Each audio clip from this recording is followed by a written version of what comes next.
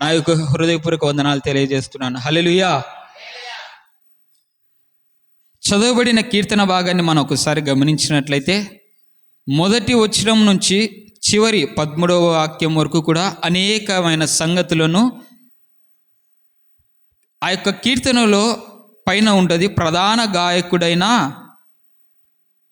యోదుతునకు దావీదు కీర్తనాకారుడైన దావీదు గారు ఈ యొక్క 39వ కీర్తనలో అనేకమైన విషయాలను, అనేకమైన సంగతులను, అనేక సత్యాలను ఈ యొక్క పరిశుద్ధ గ్రంథంలో రాసి ఉన్నాడు. హల్లెలూయా. అయితే ఈ యొక్క మాటలన్నిటిని బట్టి కాదు కానీ మొదటి వచనాన్ని మనం గమనించినట్లయితే, నా నాలుకతో పాపము చేయకుండానట్లు నా మార్గములను జాగ్రత్తగా చూచుకొందును. భక్తిహీనులు నా ఎదుటనున్నప్పుడు నా నోటికి చిక్కము ఉంచుకొందును అనుకుంటుని. హల్లెలూయా.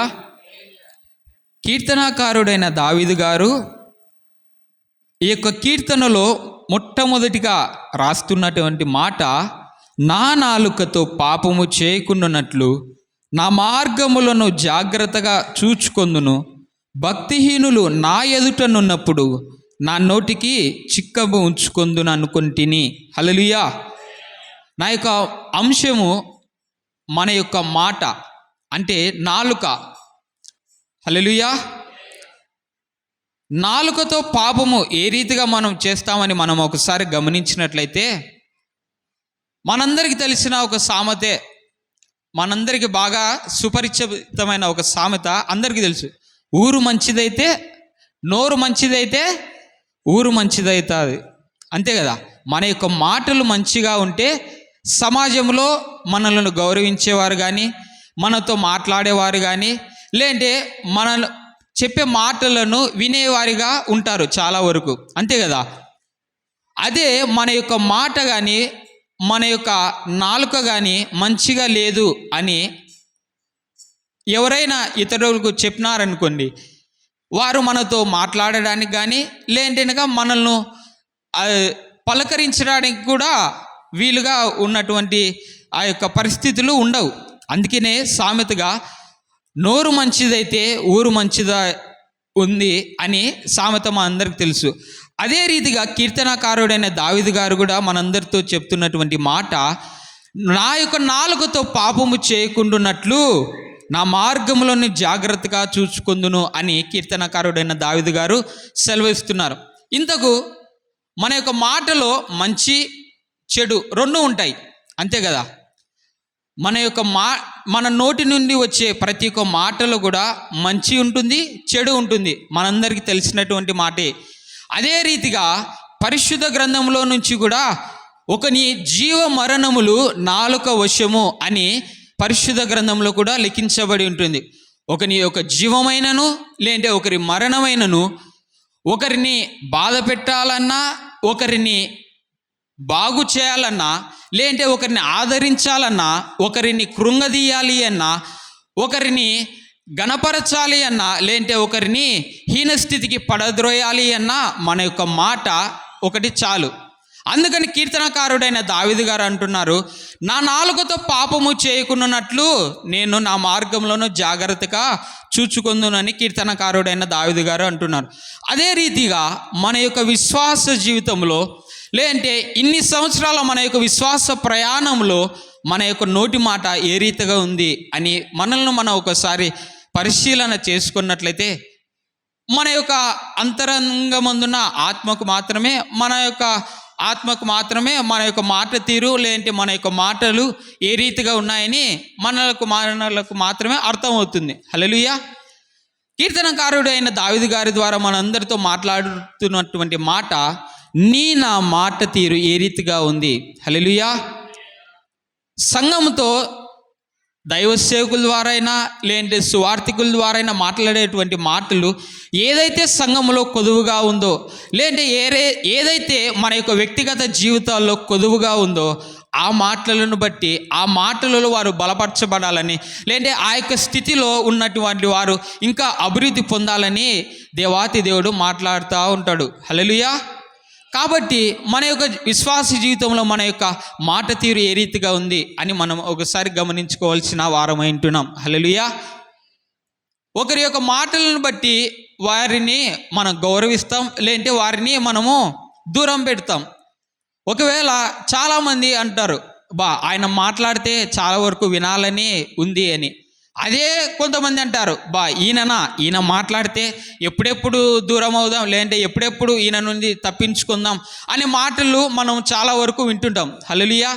ఈ యొక్క పరిశుద్ధ గ్రంథంలో అనేక సంగతులు గూర్చి ఉన్నప్పటికీ మన యొక్క నాలుకను, మన యొక్క మాటను ఏ రీతిగా మనం కాపాడుకోవాలనే విషయాలు కూడా చాలా వరకు ఉన్నాయి.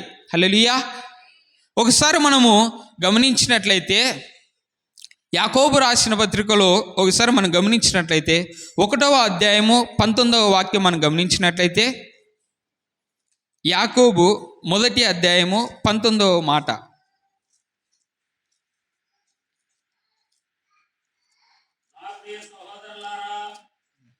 అదే నా ప్రియ సహోదరులారా, మీరు ఈ సంగతి ఎరుగుదురు గనుక ప్రతి మనుష్యుడు వినుటకు వేగిరపడువాడును, మాట్లాడుటకు నిదానించువాడును, కోపగించుటకు నిదానించువాడునై ఉండవలెను. హల్లెలూయా. ఇక్కడ యాకోబు రాసిన పత్రికలో మనం గమనించాం, వినుటకు వేగిరపడువాడును, మాట్లాడుటకు నిదానించువాడును అని. హల్లెలూయా. దేవుని వాక్యం సెలవిస్తుంది, విశ్వాస జీవితం జీవిస్తున్న మనము మన యొక్క మాటలను త్వరగా మాట్లాడకూడదని దేవుని వాక్యం సెలవిస్తుంది. మనం వినడానికి మాత్రమే త్వరగా ఉండాలని, మాట్లాడేటకు నిదానించాలని దేవుని వాక్యం సెలవిస్తుంది. హల్లెలూయా. అయితే ఎంతమంది మన యొక్క విశ్వాస జీవితంలో కావచ్చు, లేదంటే మన యొక్క కుటుంబాల్లో కావచ్చు, లేదంటే మన యొక్క సమాజంలో ఉన్నప్పుడు ఎంతమంది మనం మన యొక్క మాటలను నిదానించి మాట్లాడుతున్నాం, లేదంటే ఎంతమంది మన యొక్క మాటలను ఆగి, లేదంటే ఇతరులు మాట్లాడేటప్పుడు ఆగి విని నిదానించి మాట్లాడే వారిగా ఉన్నాం. మనల్ని మనం ఒకసారి పరిశీలన చేసుకుంటే మనకే ఆ యొక్క పరిస్థితి తెలుస్తూ ఉంటుంది. హల్లెలూయా. దేవుని వాక్యం సెలవుస్తుంది, ఒక విశ్వాసిగా, దేవుని నమ్మినటువంటి బిడ్డగా, ఆ యొక్క బాప్తిసం పొందినటువంటి, రక్షించబడినటువంటి నేను మనం మాట్లాడే మాటలను నిదానించి మాట్లాడే వారిగా ఉండాలని దేవుని వాక్యం సెలవుస్తుంది. హల్లెలూయా. ఎప్పుడైతే మనము వినుటకు వేగిరపడతామో, మాట్లాడుటకు నిదానిస్తామో, అప్పుడు దేవుని వాక్యాన్ని మనము గణపరిచే వారిగా ఉంటామని దేవుని వాక్యం సెలవుస్తుంది. హల్లెలూయా. కాబట్టి కీర్తనకారుడైన దావీదు గారు ఏ రీతిగా అయితే తన యొక్క నాలుకతో పాపము చేయకుండా చూచుకుంటున్నాడో, మన యొక్క విశ్వాస జీవితంలో కూడా మన యొక్క నాలుకను మనం కాపాడుకునే వారిగా ఉండాలని దేవుని వాక్యం సెలవుస్తుంది. హల్లెలూయా.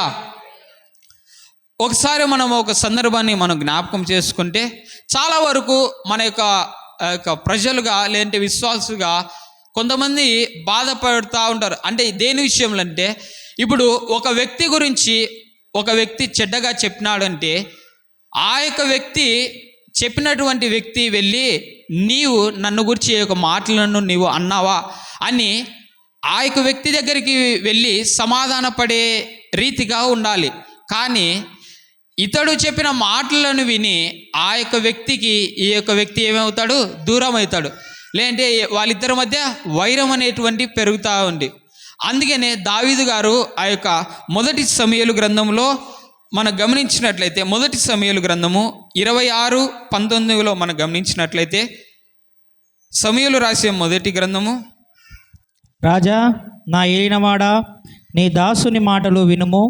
నా మీద పడవలెనని యెహోవా నిన్ను ప్రేరేపించిన ఎడల నైవేద్యమును చేసి ఆయనను శాంతిపరచవచ్చును. అయితే నరులెవరైనానో నిన్ను ప్రేరేపించిన ఎడల వారు యెహోవా దృష్టికి శాపగ్రస్తులవుదురు. హల్లెలూయా.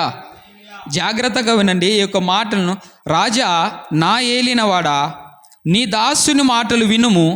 నా మీద పడవలనని యెహోవా నిన్ను ప్రేరేపించిన ఎడల నైవేద్యము చేసి ఆయనను శాంతపరచువచ్చును. అయితే నరులెవరైనాను నిన్ను ప్రేరేపించిన ఎడల వారి యెహోవా దృష్టికి శాపగ్రస్తులవుదురు. దేవుని వాక్యం తేటగా సెలవిస్తుంది. ఒకవేళ నీవు వినని దానిని ఇతరులు చెప్పిన వాటిని నువ్వు విన్నావు అనుకో, లేదంటే కనుక నువ్వు నమ్మినావు అనుకో, వాళ్ళు చెప్పినది అది నిజము కాదనుకో, ఖచ్చితంగా దేవుని దృష్టికి శాపగ్రస్తులుగా ఉంటామని దేవుని వాక్యం సెలవుస్తుంది. హల్లెలూయా. మనము చెప్పే మాటలు కానీ, లేదంటే మనం మాట్లాడే మాటలు కానీ, ఇతరులు మనకు చెప్పే మాటలు కానీ మనము వెంటనే నమ్మి వారిని మనకు దూరం చేసుకునే స్థితి ఉండకూడదని దేవుని వాక్యం సెలవుస్తుంది. సౌలును దావీదు చేతికి అప్పగించినప్పటికీ అభిషేకం ఉన్నవాని నేను ముట్టను అని దావీదు గారు చెప్తారు. అయితే దావీదు గారు, ఒకవేళ దేవుడు నీకు నన్ను అప్పగించిన యెడల, లేంటేనక దేవుడే నీకు ప్రేరేపించిన యెడల అది నైవేద్యమే, దాని ద్వారా దేవుని శాంతపరచవచ్చును. అయితే నరులెవడైనాను నిన్ను ప్రేరేపించిన యెడల, ఒకవేళ మానవుల మాటలను బట్టి నువ్వు ప్రేరేపించబడినావా, లేదంటే ఇతరులు చెప్పిన మాటలను బట్టి నువ్వు నన్ను చంపాలని ఆలోచన కలిగి ఉన్నావా, లేదంటే ఇతరులు చెప్పిన మాటలను బట్టి నువ్వు నన్ను హతము చేయాలని ఆలోచన కలిగి ఉన్నావా, జాగ్రత్త, వాళ్ళు దేవుని దృష్టికి శాపగ్రస్తులు అవుతారని దేవుని వాక్యం సెలవుస్తుంది. హల్లెలూయా. విశ్వాస జీవితం జీవిస్తున్న నీవు నేను కూడా చాలా జాగ్రత్త కలిగి జీవించాలి. హల్లెలూయా. మనం ఇతరులకు చెప్తున్న మాటలు అవి నిజమైనవా కావా, లేదంటే ఆ మాటల ద్వారా వాళ్ళు బలపరచబడతారా, లేదంటే ఆ మాటల ద్వారా వాళ్ళు ఆ యొక్క కృంగిపోతారా, లేదంటే ఆ మాటల ద్వారా మనకు దూరం అయిపోతారా అని ఒక జ్ఞానము కలిగి మనం ఎప్పుడైతే జీవిస్తామో, ఎప్పుడైతే ఆ యొక్క మాటలను మనము చెప్తామో, లేదంటే ఎప్పుడైతే ఆ యొక్క మాటల ద్వారా మనం వారిని బలపరుస్తామో, ఖచ్చితంగా దేవుని దృష్టికి మనము ఘనముగా ఎంచబడతాం. ఒకవేళ అదే మాటల వల్ల మనం వారిని దూరపరిచామనుకోండి, లేదంటే అదే వాళ్ళు చెప్పిన మాటలు కాకుండా వేరే మాటలు చెప్పి వారిని కృంగదీశామనుకోండి, దేవాతి దేవుని దృష్టికి మనం శాపగ్రస్తులుగా ఉంటామని దేవుని వాక్యం సెలవుస్తుంది. హల్లెలూయా. అట్టి రీతిగా ఉండకుండా దేవుడు మన యొక్క మాటలను మనం కాచుకునే వారిగా ఉండాలని దేవుని వాక్యం సెలవుస్తుంది. హల్లెలూయా. అదే ఇంకొక మాటను మనం గమనించామనుకోండి, యాకోబు రాసిన పత్రికలోనే నాలుక గురించి చాలా కఠినమైన మాటలు ఉంటాయి. నాలుక అవయములన్నిటిలోనే పాప ప్రపంచము అని యాకోబు రాసిన పత్రికలో భక్తుడు మాట్లాడతాడు. యాకోబు రాసిన పత్రిక 3వ అధ్యాయము 5 నుంచి 7 వచనాలు మనం గమనించినాం. అలాగుననే నాలుక కూడా చిన్న అవయమైనను బహుగా అదిరిపడును. ఎంత కొంచెము నిప్పు ఎంత విస్తారమైన అడవిని తగులబెట్టును. నాలుక అగ్నియే. నాలుక మన అవయవములలో ఉంచబడిన పాప ప్రపంచమై సర్వ శరీరమునకు మాలిన్యము కలుగజేయుచు ప్రకృతి చక్రమునకు చిచ్చుపెట్టును. హల్లెలూయా. ఇక్కడ భక్తుడు సెలవిస్తున్నాడు, మన యొక్క నాలుక అవయములలో ఉంచబడిన పాప ప్రపంచమని భక్తుడు ఇక్కడ రాసి ఉంటున్నాడు. అలాగే ఆ యొక్క సామెత ఉంటుంది కదా, చిన్న అగ్గిపుల్లన్నా సరే ఆ యొక్క అడవిని తగలబెడతాదని. ఈ యొక్క పరిశుద్ధ లేఖనంలో నుంచే మనం గమనిస్తాం.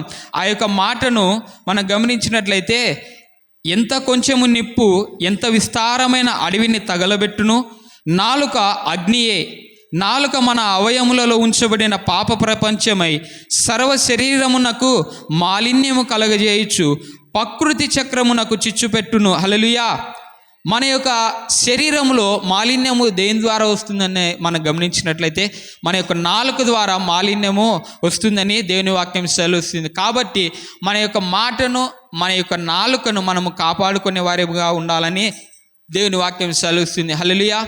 మనం ఇతరులతో సంభాషణ చేస్తున్నప్పుడు, లేదంటే మనం ఇతరులతో మాట్లాడుతున్నప్పుడు మన యొక్క మాట ఉప్పు వేసినట్లు అది రుచిగా ఉండాలి, కానీ ఆ యొక్క సంభాషణ ద్వారా మనకు ఆ యొక్క వ్యక్తిని బాధ పెట్టే రీతిగా మన యొక్క మాటలు ఉండకూడదని దేవుని వాక్యం సెలవుస్తుంది. ఆ యొక్క మాట కూడా మనం గమనించినట్లయితే కొలస్సీలోకి రాసిన పత్రిక 4వ అధ్యాయము 6వ వాక్యంలో మనం గమనించినట్లయితే, ప్రతి మనుష్యునికి ఎలాగూ ప్రత్యుత్తరం ఇవ్వవలెనో అది మీరు తెలుసుకొనుటకై మీ సంభాషణ ఉప్పు వేసినట్టు ఎల్లప్పుడూ రుచిగలదిగాను కృపా సహితముగాను ఉండనీయుడి. హల్లెలూయా. దేవుని వాక్యం సెలవుస్తుంది మన యొక్క మాట తీరు, మన యొక్క నాలుక ఏ రీతిగా ఉండాలని. ప్రతి మనుష్యునికి ఎలాగూ ప్రత్యుత్తరం ఇవ్వవలెనో అది మీరు తెలుసుకొనుటకై మీ సంభాషణ ఉప్పు వేసినట్లు ఎల్లప్పుడూ రుచిగలదానిగాను కృపాసహితముగాను ఉండనీయుడి అని దేవుని వాక్యం సెలవుస్తుంది. మనం ఇతరులతో మాట్లాడేటప్పుడు మన యొక్క మాట తీరు ఏ రీతిగా ఉంది అని మనల్ని ఒకసారి ప్రశ్న వేసుకుంటే, ఒకవేళ అది ఉప్పు వేసినట్లుందా, లేదంటే ఆ యొక్క కారము జల్లినట్లు మన యొక్క సంభాషణ ఉందా? మన యొక్క విశ్వాస జీవితంలో మనం ఇతరులతో మాట్లాడేటప్పుడు, లేదంటే ఇతరులు మనతో మాట్లాడేటప్పుడు మన యొక్క మాట తీరు ఉప్పు వేసినట్లుగా ఉండాలని దేవుని వాక్యం సెలవుస్తుంది. అప్పుడు అది రుచిగల దానిగా ఉంటుందని దేవుని వాక్యం సెలవుస్తుంది. అంతేగాని మన యొక్క మాటల వల్ల ఇతరులను మనం బాధ పెట్టే వారిగా ఉండకూడదని దేవుని వాక్యం సెలవుస్తుంది. ఎంత మాత్రం కూడా మన యొక్క మాటల వల్ల కావచ్చు, లేదంటే మన యొక్క నాలుక చాలా ప్రమాదకరమైనదని దేవుని వాక్యం సెలవుస్తుంది. ఎప్పుడైతే నీవు నేను మన యొక్క నాలుకను కాపాడుకుంటామో, ఎప్పుడైతే నీవు నేను మన యొక్క మాటలను కాపాడుకుంటామో, ఎప్పుడైతే మనం వినుటకు వేగిరపడి మాట్లాడుటకు నిదానిస్తామో, ఖచ్చితంగా దేవుని వాక్యం మనలను ఆ యొక్క గొప్ప చేసే వంటిదిగా మారుస్తుందని దేవుని వాక్యం సెలవుస్తుంది. హల్లెలూయా. ఒకసారి మనం ఒక సన్నివేశాన్ని మనం గమనించినట్లయితే, న్యాయాధిపతులలో 8వ అధ్యాయం 2వ వాక్యంలో మనం గమనించినట్లయితే, న్యాయాధిపతులు 8వ అధ్యాయము 2వ వచనంలో మనం గమనించినట్లయితే, అందుకతడు, మీరు చేసినదెక్కడ, నేను చేసినదెక్కడ? అబీయెజరు ద్రాక్ష పండ్ల కోత కంటే ఎఫ్రాయిముల మీద పరిగే మంచిది కాదా? దేవుడు మిద్యానీయుల అధిపతులైన ఓరేబును జయేబును మీ చేతికి అప్పగించెను. మీరు చేసినట్లు నేను చేయగలనా అనెను. అతడు ఆ మాట అన్నప్పుడు అతని మీది వారి కోపము తగ్గెను. హల్లెలూయా. హల్లెలూయా. ఇక్కడున్న ఆ యొక్క సందర్భాన్ని మనం గమనించినట్లయితే, గిద్యోనుతో వారందరూ కూడా గిద్యోను పైన కోపం కలిగి ఉంటారు. గిద్యోను పైన కఠినముగా వాళ్ళు ఉంటారు. ఆ యొక్క మొదటి వచనంలో చివరిగా మనం గమనించినట్లయితే, మమ్మునేలా పిలువలేదని చెప్పి అతనితో కఠినముగా కలహించిరి. అంటే అంతవరకును కూడా గిద్యోనుతో వారందరూ కూడా అంటే కఠినముగా మాట్లాడినారు, అంటే కోపముగా మాట్లాడినారు. అయితే గిద్యోను ఎప్పుడైతే వారితో ప్రత్యుత్తరం ఇవ్వడం మొదలుపెట్టినాడో, ఎప్పుడైతే మాట్లాడడం మొదలుపెట్టినాడో, వెంటనే వారి యొక్క కోపం అనేది చల్లారిందని దేవుని వాక్యం సెలవుస్తుంది. హల్లెలూయా. నీవు నేను మాట్లాడే మాటలు కూడా ఎప్పుడైతే ఇతరులకు మనము కలహం లేపేవారిగా ఉంటామో, లేదంటే ఇతరుల మధ్య చిచ్చు పెట్టేవారిగా మనం ఒకవేళ ఉన్నామనుకోండి, దానివల్ల ఎటువంటి ప్రయోజనం అనేది ఉండదు. మనం ఎంతవరకును సాధ్యమైనంత వరకు మన యొక్క మాట తీరును బట్టి ఆ యొక్క కోపాన్ని మనం చల్లార్చేవారిగా ఉండాలి అని దేవుని వాక్యం సెలవుస్తుంది. హల్లెలూయా. మన యొక్క మాట తీరు ద్వారా వారి యొక్క హృదయాన్ని వారు మార్చుకునే విధంగా ఉండాలని దేవుని వాక్యం సెలవుస్తుంది. హల్లెలూయా. యోబును మనం ఒకసారి గమనించినాం అనుకోండి, యోబును బట్టి దేవాది దేవుడు సాక్ష్యం ఇస్తాడు, ఈయన మాట వలనైనను కూడా పాపము చేయలేదని దేవాది దేవుడు యోబును బట్టి సాక్ష్యం ఇస్తాడు. అదే రీతిగా నీ యొక్క నా యొక్క విశ్వాస జీవితంలో మనం కూడా ఒక సాక్ష్యం కలిగి ఉండాలి. వారి యొక్క మాట తీరు చాలా మధురంగా ఉంటుందని, లేదంటే వారి యొక్క మాట తీరు ఉప్పు వేసినట్లు రుచిగా ఉంటుందని, లేదంటే వారి యొక్క మాట తీరు ద్వారా వారు మాట్లాడే మాటల ద్వారా మాకు నెమ్మది ఉంటుందని మనం కూడా సాక్ష్యం కలిగిన వారంగా ఉండాలని దేవుని వాక్యం సెలవుస్తుంది. హల్లెలూయా. కాబట్టి కీర్తనాకారుడైన దావీదు గారు ఏ రీతిగా అయితే ఆ యొక్క నాలుక వలన నేను పాపం చేయకుండా ఉండాలని దేవాతి దేవుని అడిగాడు, అదే రీతిగా మన యొక్క విశ్వాస జీవితంలో కూడా మన యొక్క నోటి మాట వలన, లేదంటే మన యొక్క నాలుక వలన మనము కూడా పాపం చేయకుండా ఉండాలని దేవాతి దేవుని మనం అడిగేవారిగా ఉండాలని దేవుని వాక్యం సెలవుస్తుంది. హల్లెలూయా. 12 మంది శిష్యులలో త్వరగా మాట్లాడేవంటి శిష్యుడు ఎవరైనా ఉన్నారంటే ఎవరు? పేతురు గారి. ప్రతి ఒక్క ఆ యొక్క సందర్భంలో కూడా దేవాతి దేవుడి ఎదుట పేతురు గారు తొందరపడి మాట్లాడేవాడే.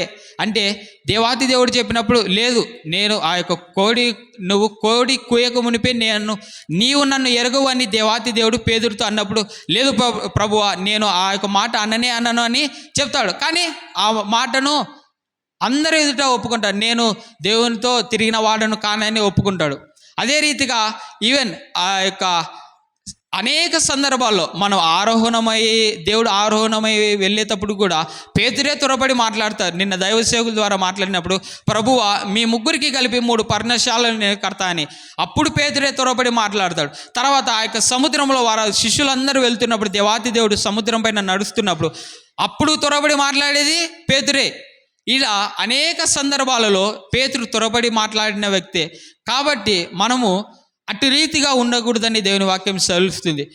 ఈవెన్ అప్పుడు ఆ యొక్క ప్రభు బల్లాలో కూడా దేవుడు వారి యొక్క కాళ్ళను నేను కడగాలి, ఇది నా యొక్క ధర్మము అని చెప్పినప్పుడు ఏమంటాడు? నా కాళ్ళను మాత్రమే కాదు కానీ నా యొక్క చేతులను కూడా కడగని త్వరపడి మాట్లాడిన వ్యక్తే. ఆ యొక్క త్వరపడి మాట్లాడడం ద్వారా దేవుని నుండి వచ్చే ఆ యొక్క ప్రేమను కొంతవరకు కోల్పోయినాడు పేతురు. హల్లెలూయా.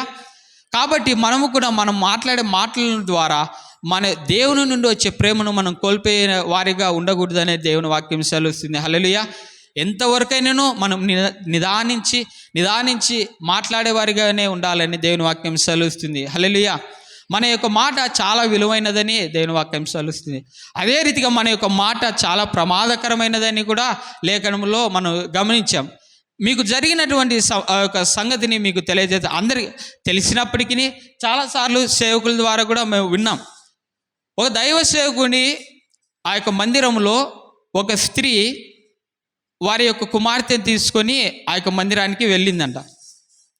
వెళ్ళి ఆ యొక్క పిల్లవాడు ఏడుస్తూ ఉంటే ఒక దైవ సేవకుని గదిలోనికి వెళ్ళి ఆ యొక్క పిల్లవానికి పాలు ఇచ్చి మళ్ళీ తిరిగి వచ్చి యథావిధిగా ఆ యొక్క ప్రార్థన అయిపోయినంత వరకు ఉండి, ప్రార్థన అయిపోయిన తర్వాత ప్రార్థన చేయించుకొని దైవ సేవకులతో తిరిగి వారి యొక్క అత్తారింటికి వెళ్ళింది. అయితే అక్కడ జరిగిన సందర్భము, ఆ యొక్క సంఘంలో ఉన్న ఒక పెద్ద ఆయన, అంటే సంఘ పెద్ద ఒకసారి ఆ యొక్క సేవకుని గదిలోనికి వెళ్ళినప్పుడు అక్కడ మల్లెపూలు కనపడినాయి. మల్లెపూలు కనపడింటే ఆ యొక్క సంఘంలో ఉన్న ఆ యొక్క పెద్ద మనిషి ఏం చేశాడంటే, అందరికి సంఘంలో ఉన్న వారందరి ఇంటికి వెళ్ళి మన సేవకుని గదిలో మల్లెపూలు కనపడినాయి, మన యొక్క సేవకుని గదిలో మల్లెపూలు కనపడినాయని ప్రతి ఒక్క కుటుంబానికి తిరిగి ప్రచారం చేస్తున్నాడు ఆ యొక్క సేవకుని గురించి చెడ్డగా. అయితే ఆ సేవకునికి ఆ యొక్క మల్లెపూలు ఉన్నదానికి అసలు సంబంధం అనేది వంటిది లేదు. కానీ ఆ సంఘంలో ఉన్న పెద్ద ఆయన ఆ యొక్క సందర్భాన్ని చూడక, ఆ సందర్భాన్ని అసలు గమనించక, ఊరికే తాను చూసినది నిజం అనుకొని ఆ యొక్క సంఘంలో ఉన్న ప్రతి ఒక్కరి ఇంటికి వెళ్ళి సేవకుని బట్టి చెడుగా ప్రచారం చేసినాడు. తర్వాత దినదినముగా ఆ యొక్క మందిరము ఆదివారం దినమున అనేకులు రావడం తగ్గిపోవడం చూచి ఏమైంది అని గమనించినప్పుడు సేవకుడు ఈ రీతిగా సేవకుని గదిలో మల్లెపూలు ఉన్నాయంట అని ఒకరి ద్వారా సేవకునికి తెలిసింది. అయితే ఆ యొక్క స్త్రీ ఎప్పుడైతే మళ్ళా వారి యొక్క పుట్టింటికి వచ్చినప్పుడు, దేవుని మందిరానికి వచ్చినప్పుడు వారి ఒక తల్లితో అంటది, ఏమమ్మా ఇంతమంది తగ్గిపోయినారు మందిరంలో, అసలు రావడమే లేదు, అప్పుడు మునుపున్నట్లు ఇక మందిరంలో ఎవరు లేరే అని ఆ యొక్క తల్లిని అడిగినప్పుడు ఆ తల్లి చెప్తాది ఆ యొక్క స్త్రీతో, కుమార్తెతో, ఈ రీతిగా ఆ యొక్క సేవకుని గదిలో మల్లెపూలు ఉన్నాయని చెడుగా చెప్పినారు ఆ యొక్క సేవకుని గురించి అని ఆ యొక్క స్త్రీతో చెప్పినప్పుడు, కుమార్తెతో చెప్పినప్పుడు ఆ కుమార్తె అంటది, అమ్మా లేదమ్మా, అది నేను పాపోడు ఆ పిల్లవాడు ఏడుస్తూ ఉంటే నేను పాలు ఇవ్వడానికి ఆ యొక్క సేవకుని గదిలోనికి వెళ్ళాను, అంతేగాని సేవకునికి ఆ యొక్క దానికి ఎటువంటి సంబంధమే లేదు అని చెప్పినప్పుడు ఆ యొక్క విషయము అందరికీ తెలుస్తుంది. తెలిసినప్పుడు ఆ యొక్క సేవకుని దగ్గరికి ఆ యొక్క పెద్ద ఆయన వచ్చి, నన్ను క్షమించండి అయ్యా, నా వల్లనే పొరపాటు అయిందని, నా మాట వల్లనే నేనే అందరికి వెళ్ళి ఈ రీతిగా చెప్పినాను మీ గురించి చెడ్డగాని ఆ యొక్క సేవకుని దగ్గరికి వెళ్ళి అన్నప్పుడు ఆ యొక్క సేవకుడు ఆ యొక్క పెద్ద ఆయనను తీసుకొని ఒక చోటికి వెళ్ళి ఒక కాగితాన్ని మొత్తం ఇట్లా చింపి ఇట్లా వేస్తాడు. వేసినప్పుడు మరలా ఆ యొక్క పెద్ద మనిషితో అంటాడు, ఈ యొక్క కాగితం మొత్తం చినిగిపోయింది కదా, మళ్ళీ చినిగిపోయిన దాన్ని నువ్వు మామూలుగా చేయగలవా అని ఆ యొక్క పెద్ద ఆయనతో అన్నప్పుడు ఆ పెద్దనే ఏం పలకడు. అంటే ఆస్కారం లేదు, ఇప్పుడు చినిగిన దానిని మరలా అతికించడం అనేది అసాధ్యం. ఆ యొక్క పెద్ద ఆయన ఆ యొక్క సన్నివేశాన్ని చూడలేదు, ఆ యొక్క జరిగిన స్థితిని గమనించలేదు. కానీ తనంతట తాను ఊహించుకొని తన మాట ద్వారా సంఘాన్ని అతలాకుతలం చేసినాడు. సంఘానికి వచ్చే వారిని అందరినీ కూడా ఆటంకపరిచినాడు. ఎప్పుడైతే ఈ యొక్క మాట అందరికీ తెలిసిందో మరలా యథావిధిగా సంఘానికి రావడము, వాళ్ళు క్రమక్రమంగా అంటే టైం పట్టింది. మనం మాట్లాడే మాటలు కూడా చాలా ప్రమాదం అని దేవుని వాక్యం తెలుస్తుంది. ఒకవేళ ఆ మాటలు ఆశీర్వాదకరంగా ఉంటే పర్లా, కానీ అదే మాటలు ఇతరులకు ఆ యొక్క గాయపరిచేది వంటిగా లేదంటే వారిని బాధ పెట్టే మాటలు ఉన్నాయనుకోండి, ఆ మాటల ద్వారా వారు కృంగిపోతారు. వారి యొక్క విశ్వాస జీవితంలో కానీ, లేదంటే వారి యొక్క కుటుంబంలో కానీ, లేదంటే వారి యొక్క వ్యక్తిగతంగా కానీ వారు కృంగిపోయే స్థితిలో ఆ యొక్క మాటలు వారిని అట్టి రీతిగా చేస్తాయి. కాబట్టి విశ్వాస జీవితం జీవిస్తున్న నీవు నేను మన యొక్క మాటలను, మన యొక్క నాలుకను కాపాడుకోవాలని దేవుని వాక్యం సెలవుస్తుంది. హల్లెలూయా. కాబట్టి ఈ యొక్క విత్తబడిన వాక్యము మనందరి జీవితాల్లో ఫలభరితంగా మార్చబడునుగాక. హల్లెలూయా. కీర్తనకారుడు ఏ రీతిగా అయితే తన నాలుక ద్వారా పాపము చేయకుండా ఉండాలని ఏ రీతిగా అయితే తలంచాడో, ఏ రీతిగా అయితే దేవాతి దేవుని మొరపెట్టాడో, మన యొక్క విశ్వాస జీవితంలో కూడా మన యొక్క నాలుకను, మన యొక్క మాటలను కాపాడుకోవాలని ప్రభువైన యేసుక్రీస్తు నామములో మీ అందరికీ కూడా తెలియజేస్తున్నాం. హల్లెలూయా. అవకాశం ఇచ్చిన అయ్యగారికి అలాగే సంఘమంతటికి మరొక మారు నా హృదయపూర్వక వందనాలు తెలియ